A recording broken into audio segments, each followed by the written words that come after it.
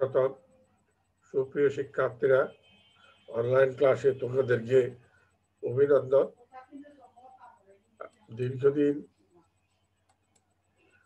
দীর্ঘদিন করোনার প্রভাবের কারণে প্রাতিষ্ঠানিক উপস্থিতি না থাকার কারণে আমরা শিক্ষকেরা দীর্ঘদিন যাবৎ অনলাইন ক্লাসে করে যাচ্ছি। তো অনলাইন ক্লাসে তোমাদেরকে আজকে উপস্থিত থাকার জন্য আবারও অভিনন্দন জানাচ্ছি।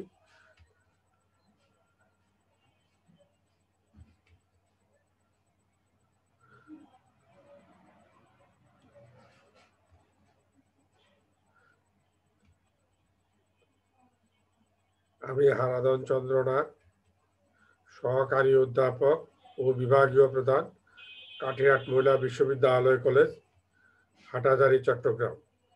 আমার মোবাইল নাম্বার এবং ইমেল অ্যাড্রেস।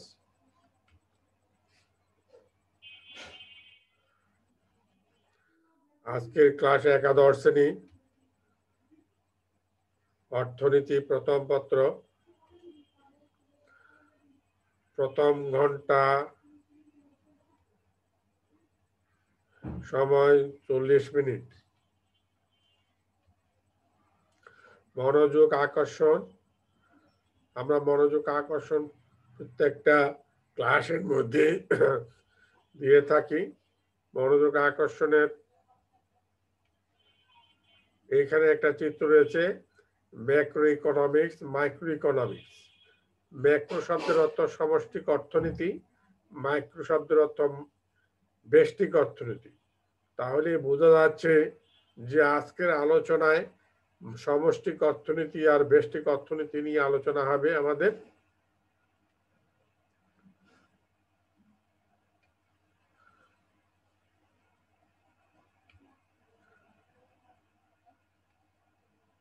ব্যষ্টিক অর্থনীতি সমষ্টি অর্থনীতি কাকে বলে, এই আজকের পাঠ ব্যষ্টিক ও সমষ্টিক অর্থনীতি কাকে বলে, এই দুই অর্থনীতির পার্থক্য লিখো। এখান থেকে আজকে আমরা কি শিখব, এই শিকনফল। আমরা এখানে শিকনফলের কথা বলছি। শিকনফলে এক, ব্যষ্টিক অর্থনীতির সংজ্ঞা বলতে পারবে।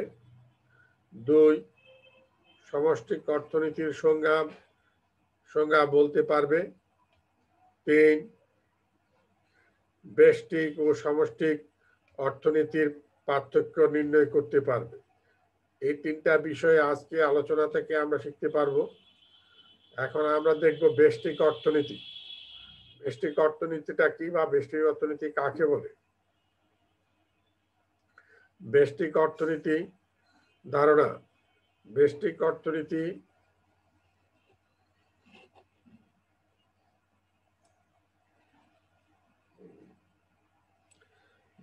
অর্থনীতি বা মাইক্রো ইকোনমিক্স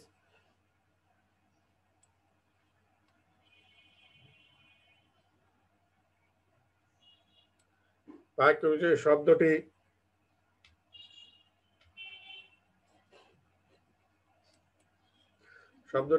অর্থনীতি শব্দটি অতি ক্ষুদ্র। মাইক্রো শব্দটির প্রাচীন শব্দ গ্রিক মাইক্রোস থেকে নেওয়া হয়েছে। সুতরাং ব্যুৎপত্তিগতভাবে ব্যষ্টিক অর্থনীতি ক্ষুদ্র এককের আচরণ আলোচনা করে, যেমন একজন ভোক্তার উৎপাদন, শিল্প প্রবৃত্তি হলো একটি ক্ষুদ্র একক। অর্থনৈতিক ব্যবস্থার প্রতিটি ক্ষুদ্র এককে পৃথকভাবে বিবেচনা করে এদের ব্যবহার ও পারস্পরিক সম্পর্ককে ব্যষ্টিক অর্থনীতি বলে। অর্থাৎ ব্যষ্টিক অর্থনীতি হচ্ছে অর্থনীতির একটি ক্ষুদ্র অংশ নিয়ে আলোচনা করা। যেমন একজন ব্যক্তির ভোগ, একজন ব্যক্তির উৎপাদন, একজন ব্যক্তির সঞ্চয়, একটি শিল্প প্রতিষ্ঠানের উৎপাদন, একটি শিল্প প্রতিষ্ঠানের আয়। এভাবে ক্ষুদ্র ক্ষুদ্র এককের পৃথক পৃথক আলোচনা করা ব্যষ্টিক অর্থনীতি। ব্যষ্টিক অর্থনীতিটাকে আমরা যদি একটা বড় বট গাছের সাথে আলোচনা করি, বট গাছের প্রত্যেকটা শাখা, পাতা, ফুল, ফল ইত্যাদি নিয়ে আলাদা আলাদা বিশ্লেষণ করা মানে একটি ক্ষুদ্র অংশ নিয়ে বিশ্লেষণ করা। অর্থনীতির একটি ক্ষুদ্র অংশ নিয়ে বিশ্লেষণ করলে তাকে ব্যষ্টিক অর্থনীতি বলে।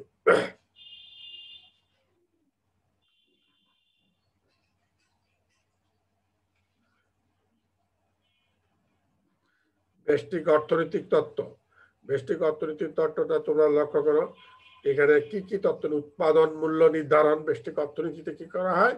উৎপাদন মূল্য নির্ধারণ করা হয়। উৎপাদন, তুমি দ্রব্য সামগ্রী উৎপাদন করছো, তার মূল্য বাজারে কি ধরে বিক্রি করা হবে সেটার মূল্য নির্ধারণ করা হবে। তারপর বন্টন তত্ত্ব। বন্টন তত্ত্ব, উৎপাদিত দ্রব্য সামগ্রী জনসমাজের, জনগণের মধ্যে কিভাবে বন্টন করা হবে, বা উৎপাদনের উপকরণগুলোর মধ্যে তাদের প্রাপ্য মূল্য কিভাবে বন্টন করে। উৎপাদনের উপকরণগুলো ভূমি, শ্রম, মূলধন, সংগঠন, এদের প্রাপ্য অর্থ, ভূমির জন্য খাজনা, সংগঠনের জন্য মুনাফা, সুদ, মূলধনের জন্য সুদ, শ্রমিকের জন্য মজুরি। এই যে এদের মধ্যে কিভাবে মজুরি প্রদান করা হবে, কিভাবে সুদ প্রদান করা হবে, কিভাবে মুনাফা প্রদান করা হবে, এই বিষয়গুলো নিয়ে এই বন্টন তত্ত্বের আলোচ্য বিষয়। কল্যাণমূলক তত্ত্ব, অর্থাৎ ব্যষ্টিক অর্থনীতি একটি গুরুত্বপূর্ণ বিষয় হচ্ছে কল্যাণমূলক তত্ত্ব। কল্যাণমূলক তত্ত্বে জনগণের কল্যাণ, ব্যক্তির কল্যাণ কিভাবে করা হবে সেগুলো এই তত্ত্বের, এই কল্যাণমূলক তত্ত্বে আলোচনা করা হয়। এটি ব্যষ্টিক অর্থনীতির একটি গুরুত্বপূর্ণ বিষয়। আবার উৎপাদনের মূল্য নির্ধারণের এই অংশটা আমরা দুই ভাগে বিভক্ত করেছি। দুই ভাগে বিভক্ত করেছি কি, যে চাহিদা তত্ত্ব। চাহিদা তত্ত্ব কি? যে একজন ব্যক্তি একটি নির্দিষ্ট সময়ে কতটুকু দ্রব্য ক্রয় করতে প্রস্তুত তাকে চাহিদা বলা হয়। এই চাহিদা সংক্রান্ত যে বিষয়গুলো রয়েছে তাকে বলা হয় চাহিদা তত্ত্ব। এই চাহিদা তত্ত্ব উৎপাদন মূল্য নির্ধারণের একটি অংশ। উৎপাদন মূল্যের মধ্যে সেই চাহিদা তত্ত্ব করা হয়। তো আবার এবার উৎপাদনের ব্যয় তত্ত্ব, কারণ দেশের জনগণ এর ভোগ চাহিদা রয়েছে। ভোগ চাহিদা ফুলফিল করার জন্য আমাদের করতে হবে কি? উৎপাদন। আর উৎপাদিত দ্রব্যের জন্য করতে হবে ব্যয়, আবার ভোক্তার দিক থেকেও ব্যয় করতে হবে। তো কি পরিমাণ উৎপাদন করা হবে, এই উৎপাদিত দ্রব্য কারা ভোগ করবে, এই জন্য ব্যয় কত হবে, এই সমস্ত বিষয়গুলো, উৎপাদন খরচ কি হবে, সেখানে মোট উৎপাদন কত হবে, গড় উৎপাদন কত, প্রান্তিক উৎপাদন কত, এই সমস্ত যাবতীয় বিষয়গুলো এই উৎপাদন তত্ত্বে আলোচনা করা হবে। আর উৎপাদন করতে গেলে সেখানে ব্যয় কত হবে, ব্যয়ের মধ্যে স্বল্পকালীনের মধ্যে স্থির ব্যয়, পরিবর্তনশীল ব্যয় রয়েছে, আবার দীর্ঘকালীন মধ্যে পরিবর্তনশীল ব্যয় রয়েছে। এই ব্যয়গুলো কিভাবে হিসাব করা হবে এই বিষয়েও এই উৎপাদনের মূল্য তত্ত্বের মধ্যে অন্তর্ভুক্ত রয়েছে। তারপর বন্টন তত্ত্বকে আমরা আবার দুই ভাগে, চার ভাগে বিভক্ত করেছি। বন্টন তত্ত্ব, বন্টন তত্ত্বের মজুরি, মজুরি, শ্রমিকের মজুরি। শ্রমিক যখন শ্রম দেয় তাকে প্রাপ্য মজুরি দিতে হবে, কারণ সেই প্রাপ্য মজুরি ছাড়া শ্রম দিবে না। তার প্রাপ্য মজুরি কিভাবে দিতে হবে, সে 1 ঘন্টা শ্রম দিলে কি পরিমাণ তাকে মজুরি দিতে হবে, সেই বিষয়টা এই মজুরি তত্ত্বে আলোচ্য বিষয়। তারপর হচ্ছে খাজনা, ভূমির জন্য দিতে হবে খাজনা। আমাদের যে ভূমি কাকে বলা হয়? অর্থনীতিতে ভূমি যে ভূপৃষ্ঠ ছাড়াও আকাশ, বাতাল, পাহাড়, পর্বত, নদী, নালা, আলো, বাতাস সবকিছুই ভূমির আওতাভুক্ত। তো এই ভূমিটার জন্য তোমাকে খাজনা দিতে হবে। যেমন তুমি যদি একটি বাসা ভাড়া নাও, তার জন্য তোমাকে ভাড়া দিতে হবে, সেটাও একটা খাজনার আওতাভুক্ত। তারপর রয়েছে আমার সুদ। সুদ, কারণ মূলধন সামগ্রী ব্যবহার করতে গেলে তুমি ব্যাংক থেকে যদি লোন নাও, লোনের জন্য তোমাকে সুদ দিতে হবে, কারণ মহাজন থেকে টাকা নিলে তার জন্য সুদ দিতে হবে। এভাবে সুদের হার কিভাবে হবে, কিভাবে নির্ধারণ করা হবে, এই বিষয়টা এই তত্ত্বের মধ্যে আওতাভুক্ত। কোথায়? বন্টন তত্ত্বের আওতাভুক্ত। তারপর রয়েছে মুনাফা। মুনাফা, কারণ উৎপাদনকারীর মূল লক্ষ্য মুনাফা অর্জন করা। উৎপাদনকারী যিনি নিজেই উৎপাদন পরিচালনা করেন, যিনি সংগঠকের দায়িত্ব পালন করে থাকেন, তার একটা মুনাফার প্রয়োজন। সেই মুনাফা কিভাবে করতে হবে, মুনাফার হার কি ধরনের হবে, সেই বিষয়টা এই তত্ত্বের মধ্যে দেখানো হবে। তাহলে বন্টন তত্ত্বের কয়টা অংশ? 4টা অংশ: মজুরি, খাজনা, সুদ, মুনাফা। আর উৎপাদনের মূল্য নির্ধারণের কয়টি তত্ত্ব? চাহিদা আর উৎপাদন ব্যয় তত্ত্ব। এবার আমরা আসি সমষ্টিক অর্থনীতিতে। সমষ্টিক অর্থনীতিটা কি? সমস্ত অর্থনীতির সমস্ত বিষয় নিয়ে আলোচনা করা, সমষ্টিগতভাবে আলোচনা করা, সবকিছু নিয়ে আলোচনা করা। একটি দেশের পুরো অর্থনীতি নিয়ে আলোচনা করাই হচ্ছে সমষ্টিক অর্থনীতি। এখন সমষ্টিক অর্থনীতির ধারণা নিয়ে আমরা আলোচনা করছি। সমষ্টিক অর্থনীতি বা ম্যাক্রো ইকোনমিক্স, এটাকে ম্যাক্রো ইকোনমিক্স। এটা ম্যাক্রো ইকোনমিক্স, ম্যাক্রো শব্দটার অর্থ কোত্থেকে আসছে? ম্যাক্রো অর্থ বড়, ম্যাক্রো শব্দের অর্থ বড়। আর এই শব্দটি গ্রিক শব্দ। এটা কোথাকার শব্দ? গ্রিক শব্দ। গ্রিক শব্দ কি? ম্যাক্রোস। এটা বানানটা লক্ষ্য করো তোমরা, ম্যাক্রোস আর ম্যাক্রো, এটা বানান MAKROS, ম্যাক্রোস। এখান থেকে MCQ আসতে পারে যে সমষ্টিগত অর্থনীতির ইংরেজি প্রতিশব্দ কোনটি? যে micro economics, macro economics, macros economics, বিভিন্ন রকম বানানের থাকতে পারে। তো সুতরাং শব্দগত দিক থেকে সমষ্টিক অর্থনীতি গোটা অর্থনৈতিক ব্যবস্থা নিয়ে আলোচনা করে। গোটা অর্থনীতি, গোটা অর্থনীতি কি? একটা বাংলাদেশের জাতীয় আয়, জাতীয় আয়, জাতীয় উৎপাদন, জাতীয় ভোগ, জাতীয় সঞ্চয়, এগুলো সমস্ত দেশের জনগণের। মনে করে বাংলাদেশে 18 কোটি মানুষ আছে, 18 কোটি মানুষের ভোগ ব্যয় কত, 18 কোটি মানুষের সঞ্চয় কত, 18 কোটি মানুষের বিনিয়োগ কত, এই পুরো অর্থনীতির বিষয় নিয়ে আলোচনা করলে সেটা সমষ্টিগত অর্থনীতি। তাহলে সমষ্টিগত অর্থনীতি কি? একটা বট গাছের পরিপূর্ণ আলোচনা, একটা বট গাছের পরিপূর্ণ আলোচনা। আর তার ফুল ফল নিয়ে আলোচনা হচ্ছে তার মাইক্রো বা ব্যষ্টিক অর্থনীতি। আর সমষ্টিক অর্থনীতি তত্ত্বেরও আমরা কয়েকটা অংশ দেখবো। সেই তত্ত্বগুলো মূলত 3টা অংশ, যে সাধারণ দাম তত্ত্ব ও মুদ্রাস্ফীতি। সাধারণ দাম তত্ত্ব কি? অর্থাৎ একটা দেশের দ্রব্যমূল্যের সাধারণ দাম স্তর কি রয়েছে, দ্রব্য সামগ্রী সাধারণ দাম স্তর কত। মুদ্রাস্ফীতি, মুদ্রাস্ফীতি নিয়ে আমরা আগেও বলেছি। মুদ্রাস্ফীতি অর্থাৎ দ্রব্যমূল্যের ঊর্ধ্বগতি অবস্থা, দ্রব্যমূল্য কিভাবে বাড়তে থাকে, বাড়তেছে, দিন দিন বাড়তেছে, এটা মুদ্রাস্ফীতি। যেমন চালের বাজার, আজকের বাজারে, গতকালের বাজারে কেজি প্রতি 50 টাকা ছিল, আজকে মনে করো সেটা 55 টাকা হয়ে গেল। এভাবে দাম যখন বাড়তে থাকে সেটা মুদ্রাস্ফীতি বলা হয়। দামের ঊর্ধ্বগতি অবস্থাটা মুদ্রাস্ফীতি। আর এটা সমষ্টিক অর্থনীতির আলোচ্য বিষয়। আর সাধারণ দাম তত্ত্ব, যে সমস্ত দ্রব্য সামগ্রী সাধারণ দাম তত্ত্ব হিসাবে মনে করো চাউলের দাম, মরিচের দাম, লবণের দাম, তৈলের দাম, এই সমস্ত দামগুলোকে হিসাব করে একটা গড় দাম মূল্য বের করা হবে। তখন সেটা হবে দ্রব্য সামগ্রীর সাধারণ দাম তত্ত্ব। আয় ও নিয়োগ তত্ত্ব।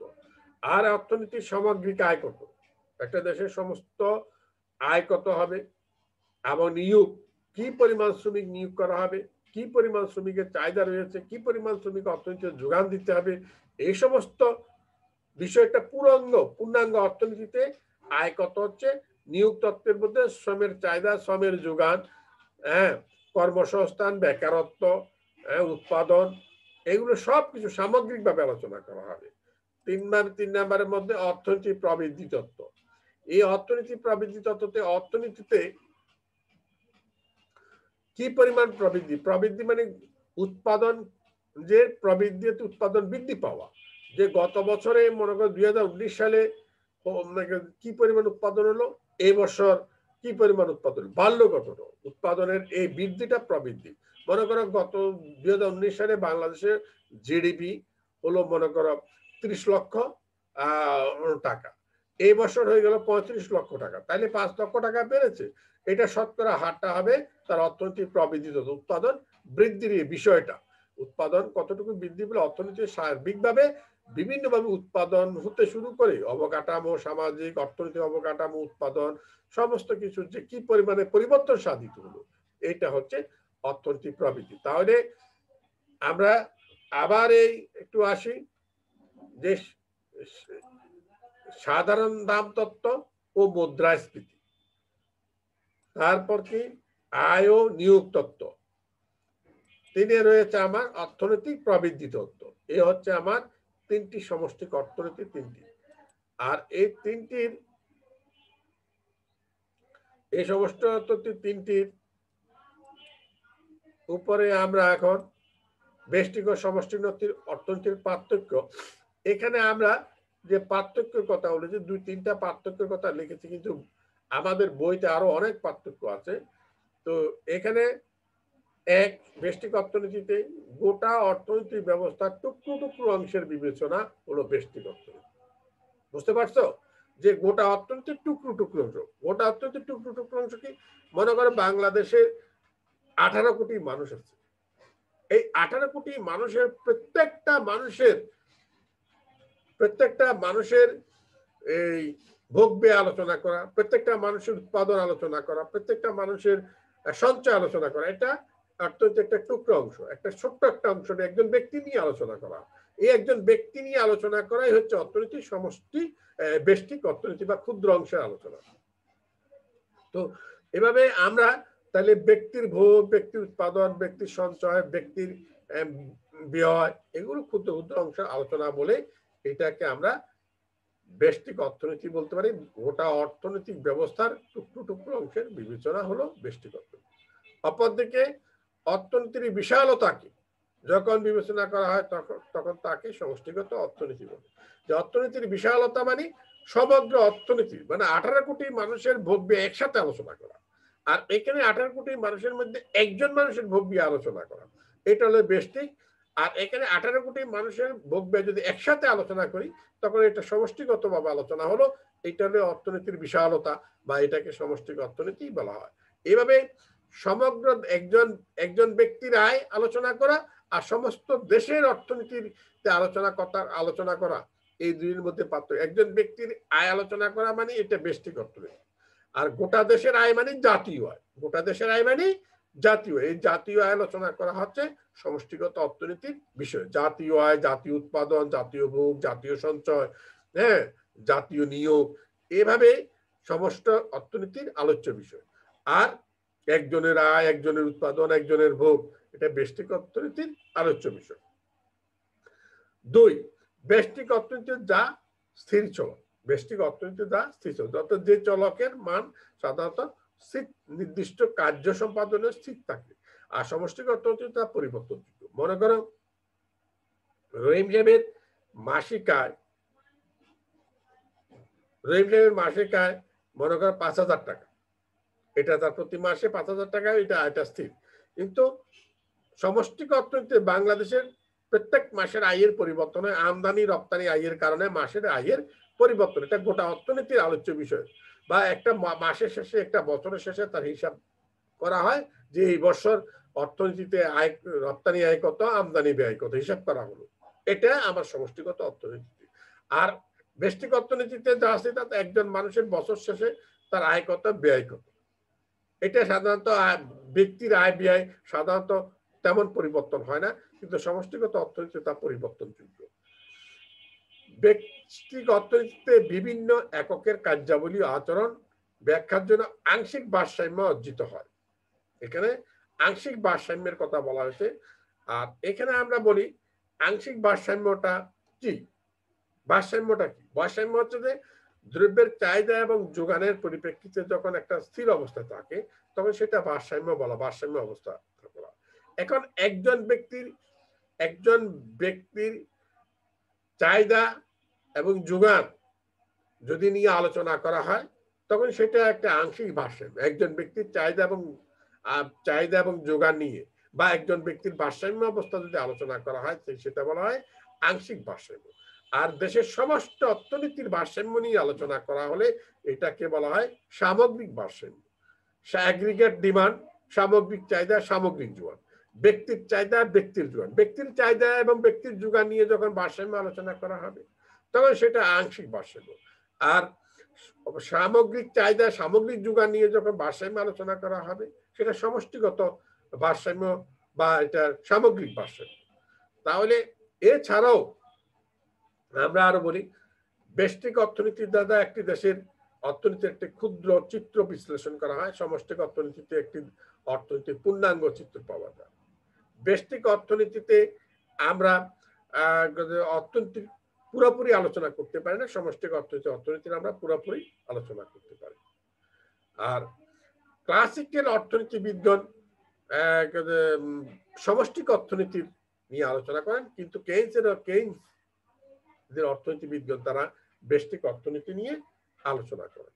এইভাবে আমাদের আরো আলোচনা আছে যে ব্যষ্টিক এবং সমষ্টিক অর্থনীতির পার্থক্য তোমরা বইতে, বিশেষ করে রঞ্জিত বাবুর বইয়ের মধ্যে আরো অনেক 10-12টা পয়েন্ট আছে, তোমরা সেগুলো দেখে নিবে, যে আলোচনাগুলো দেখবে।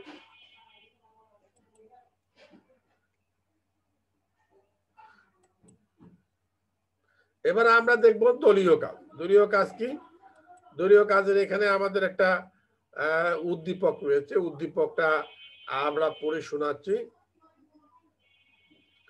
যে উদ্দীপকে কি লেখা আছে? অর্থনীতির অধ্যাপক এইচ.সি. নাথ অর্থনীতির ক্লাসে বললেন, বাংলাদেশের জাতীয় আয় 3,50,70,000 টাকা। জাতীয় আয় 3,50,70,000 টাকা। মাথা পিছু আয় 4,000 মার্কিন ডলার। জাতীয় সঞ্চয় $40 বিলিয়ন। অথচ রঞ্জিত বাবুর বার্ষিক আয় 2 লক্ষ টাকা, সঞ্চয় 10,000 টাকা। তাইলে এখানে আমরা একটা উদ্দীপক দেখছি। অর্থনীতির অধ্যাপক এইচ.সি. নাথ অর্থনীতির ক্লাসে বললেন, বাংলাদেশের জাতীয় আয় 3,50,70,000 টাকা। মাথা পিছু আয় 4,000 মার্কিন ডলার। জাতীয় সঞ্চয় $40 বিলিয়ন। অথচ রঞ্জিত বাবুর বার্ষিক আয় 2 লক্ষ টাকা, সঞ্চয় 10,000 টাকা। এই ছিল উদ্দীপকটা। এখানে আমরা এখন যে প্রশ্নগুলো আছে আমাদের, যে প্রথমে জ্ঞানমূলক প্রশ্ন, ব্যষ্টিক অর্থনীতি কাকে বলে? ব্যষ্টিক অর্থনীতি কাকে বলে? এটা আমরা আলোচনা করেছি, আগেও ও আলোচনাতে আছে। খতে আমাদের যে অনুধাবনমূলক প্রশ্ন, ব্যষ্টিক অর্থনীতি ও সমষ্টিক অর্থনীতি কি সমার্থক? বুঝিয়ে লিখো। অর্থাৎ ব্যষ্টিক অর্থনীতি ও সমষ্টিক অর্থনীতি কি সমার্থক? বুঝিয়ে লিখতে বলছে। তারপর আমাদের গতে আছে, রঞ্জিত বাবুর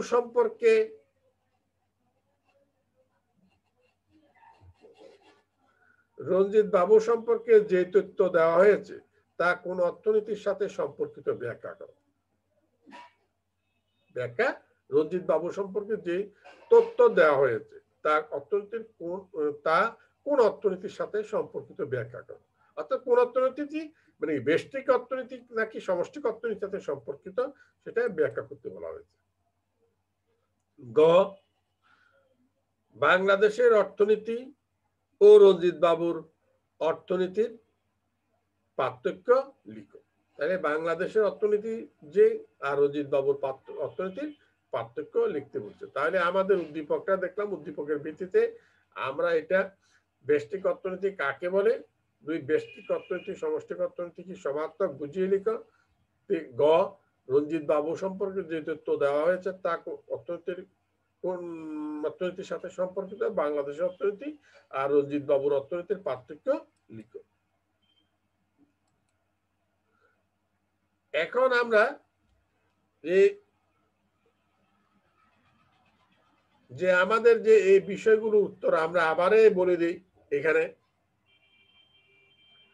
ব্যষ্টিক অর্থনীতি কাকে বলে সেটা বলছে, অর্থনীতির যে শাখায় অর্থনীতির ক্ষুদ্র অংশ নিয়ে বা ক্ষুদ্র ক্ষুদ্র অংশ নিয়ে আলোচনা করে তাকে ব্যষ্টিক অর্থনীতি বলে। ব্যষ্টিক অর্থনীতি সমষ্টিক অর্থনীতি কি সমার্থক? ব্যষ্টিক অর্থনীতি সমষ্টিক অর্থনীতি সমার্থক নয়, কারণ ব্যষ্টিক অর্থনীতি অর্থনীতির ক্ষুদ্র ক্ষুদ্র অংশ নিয়ে আলোচনা করে, সমষ্টিক অর্থনীতি হচ্ছে অর্থনীতির সমগ্র অংশ নিয়ে আলোচনা করে। ব্যষ্টিক অর্থনীতির দ্বারা অর্থনীতির পূর্ণাঙ্গ চিত্র পাওয়া যায় না, সমষ্টিক অর্থনীতি নিয়ে অর্থনীতির পূর্ণাঙ্গ চিত্র পাওয়া যায়। এই কারণে ব্যষ্টিক অর্থনীতি সমষ্টিক অর্থনীতি এক নয় বা একই অর্থ বোঝায় না। রঞ্জিত বাবু সম্পর্কে যে তথ্য দেওয়া হয়েছে তা কোন অর্থনীতির সাথে সম্পর্কিত, বলো দেখি তোমরা। রঞ্জিত বাবু সম্পর্কে কি তথ্য দেওয়া হয়েছে? রঞ্জিত বাবুর সম্পর্কে বলা হয়েছে রঞ্জিত বাবুর বার্ষিক আয় 2 লক্ষ টাকা। মানে রঞ্জিত বাবু অর্থনীতির একজন ব্যক্তির বার্ষিক আয় সম্পর্কে জানতে বলা হয়েছে। তাহলে সঞ্চয় 10,000 টাকা। এটা রঞ্জিত বাবুর সম্পর্কে যে আলোচনা সেটা অর্থনীতির ক্ষুদ্র অংশের আলোচনা। অতএব রঞ্জিত বাবুর ব্যষ্টিক অর্থনীতির আওতাভুক্ত, রঞ্জিত বাবু ব্যষ্টিক অর্থনীতির আওতাভুক্ত। আর ব্যষ্টিক অর্থনীতি আর সমষ্টি বাংলাদেশের অর্থনীতি আর রঞ্জিত বাবুর অর্থনীতির পার্থক্য। তার কথার অর্থ হচ্ছে এখানে ব্যষ্টিক অর্থনীতি বাংলাদেশের অর্থনীতিটি কি?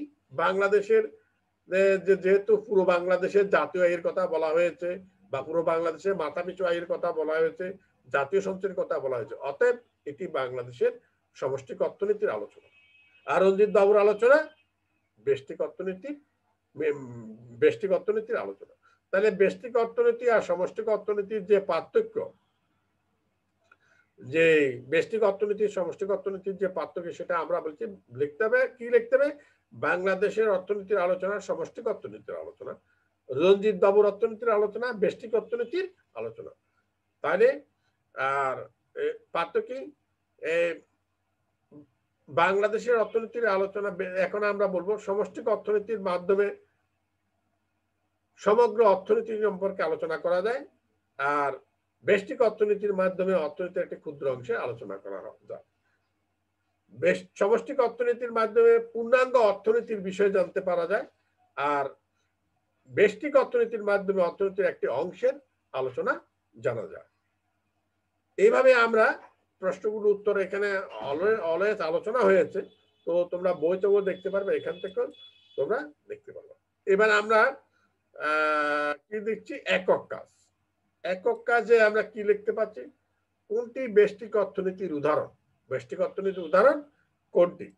এখানে ক জাতীয় আয়, খ জাতীয় সঞ্চয়, 3 মোট আয়, ঘ শ্রেণীর আয়।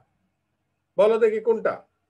যেহেতু এখানে জাতীয় আয়, জাতীয় সঞ্চয়, মোট আয়, এগুলো সমষ্টিক অর্থনীতির আলোচনা। শ্রেণীর আয়, শ্রেণী একজন ব্যক্তি, ছোট্ট একটি অংশের আলোচনা, একজন ব্যক্তির আলোচনা, অতএব এটি শ্রেণীর আয়। গটা হবে যে আমার, তো শ্রেণীর আয় ব্যষ্টিক অর্থনীতির উদাহরণ। উত্তর 2, কোনটি সমষ্টিক অর্থনীতির উদাহরণ? জাতীয় আয়, ব্যক্তিগত সঞ্চয়, অপুর আয়, শ্রেণীর আয়, শ্রেণীর ভোগ। তাহলে আমাদের জাতীয় আয়, অপুর আয়, অপু একজন ব্যক্তি, ব্যক্তিগত সঞ্চয় তা বলা হচ্ছে ব্যক্তির সঞ্চয়ের কথা, শ্রেণীর আয়, শ্রেণীও একজন ব্যক্তি। তাহলে এগুলো এই তিনটা হচ্ছে আমার, এই তিনটা হচ্ছে আমার ব্যষ্টিক অর্থনীতির আলোচ্য বিষয়, শুধু জাতীয় আয়টা হচ্ছে আমার সমষ্টিক অর্থনীতির আলোচ্য বিষয়।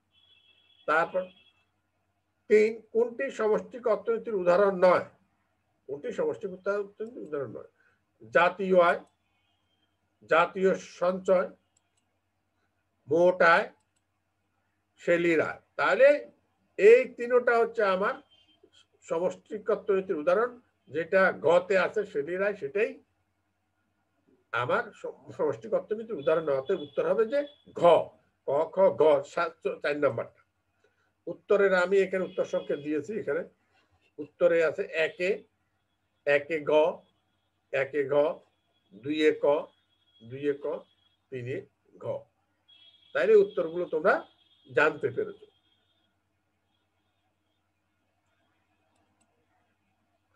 এবার আমাদের বাড়ির কাজ। বাড়ির কাজ কি রয়েছে আমাদের? এখানে একটি বাড়ির চিত্র রয়েছে। বাড়ির কাজে উপযোগ কি? ক্রমহ্রাসমান প্রান্তিক উপযোগ বিধিটি ব্যাখ্যা করো। তাহলে এই বিষয়টা দ্বিতীয় অধ্যায়ের উপর, দ্বিতীয় অধ্যায় যখন আলোচনা হবে শুরু করব, তখন আমরা সেখান থেকে উপযোগের বিষয়টা নিয়ে আসবো। উপযোগ তো আমাদের রেফারেন্স বই আমাদের বই কিনতে হবে। সেই বই কেনার জন্য আমাদের অর্থনীতি প্রথম পত্র, আমাদের একাদশ ও দ্বাদশ শ্রেণী, লেখক রঞ্জিত কুমার নাথ। রঞ্জিত কুমার নাথের বইয়ের ছবি এখানে দেওয়া আছে। তো বই কেনার সময় তোমরা যারা 2020 সালে উচ্চ মাধ্যমিক পরীক্ষায়, উচ্চ মাধ্যমিক শ্রেণীতে ভর্তি হয়েছ, তারা কিনতে হবে 2020 সালের জুন মাসের বই।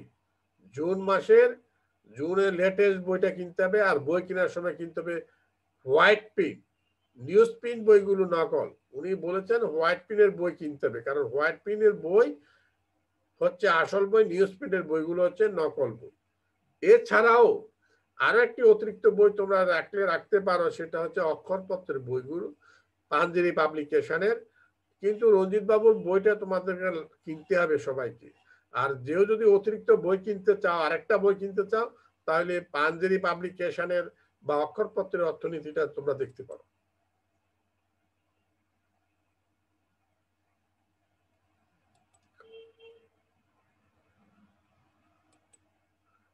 তো অনলাইন ক্লাসে তোমাদেরকে সবাইকে অভিনন্দন জানিয়ে আজকের ক্লাস এইখানে শেষ করছি। সবাই ভালো থেকো। আগামী ক্লাসে অংশগ্রহণ করার জন্য অভিনন্দন জানিয়ে আমি আজকের ক্লাস এখানে শেষ করছি। তোমাদেরকে আবার ফুল দিয়ে শুভেচ্ছা জানাচ্ছি।